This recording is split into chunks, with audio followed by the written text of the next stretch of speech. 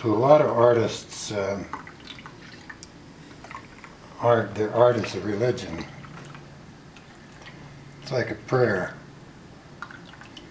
And it's a constant contemplation of the divine beauty that we're all surrounded with.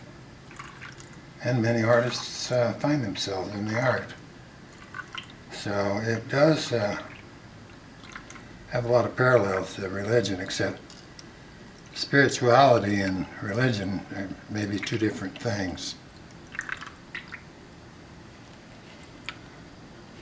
So it's a good idea to question the attachments that one may have.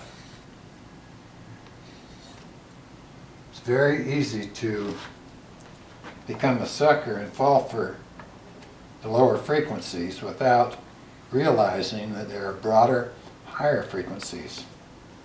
Selfishness versus generosity, for example.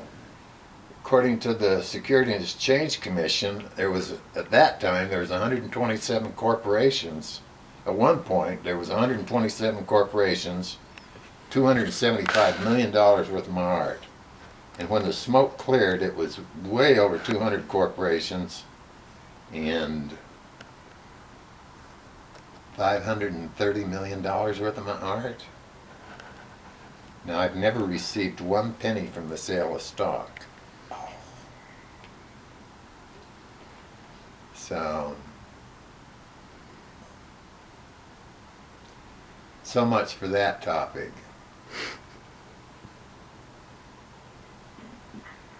New topic. Okay. Because you got me on the camera there, tout my own horn, and that's against my policy. I don't do that. I put a book out, that has a lot of the things in, and that's it.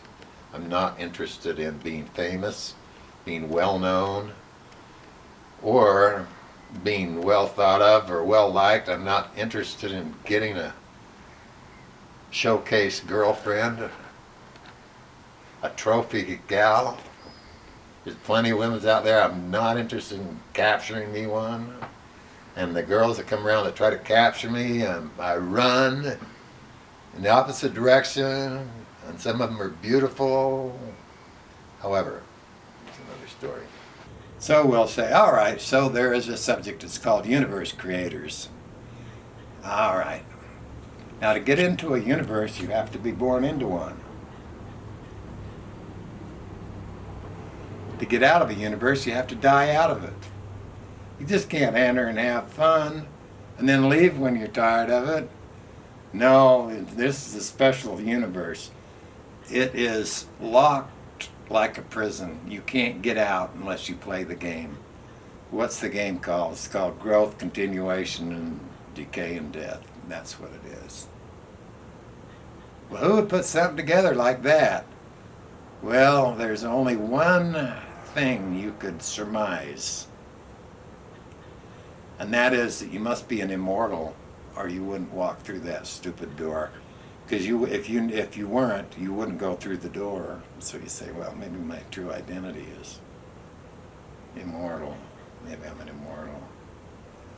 So you examine the premise. You say, oh, goodness. So maybe it really doesn't matter. So one morning I woke up. I walked out into my studio. I think I've even said this before. And I looked around and I knew none of these paintings were mine. I knew none of the thoughts that I'd had or the writings that I'd done, were mine.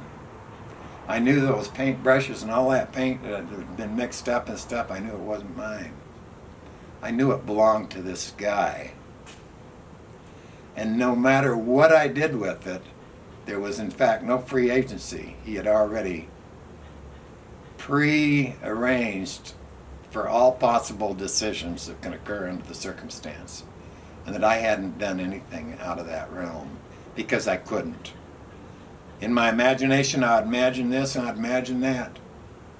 Well, part of his program was him thinking.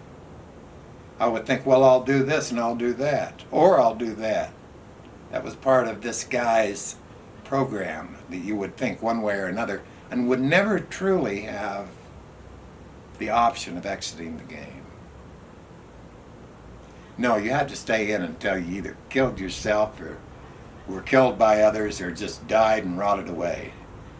That's the game that's being played.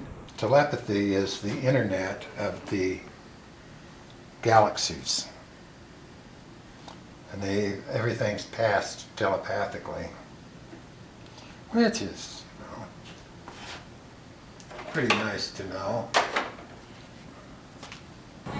So there's a message. Be generous. Don't steal from other people.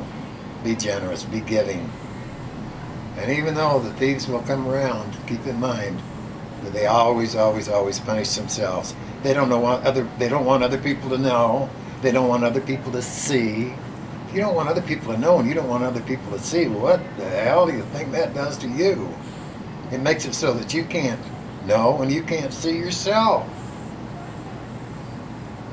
And that's the truth. That's how it works.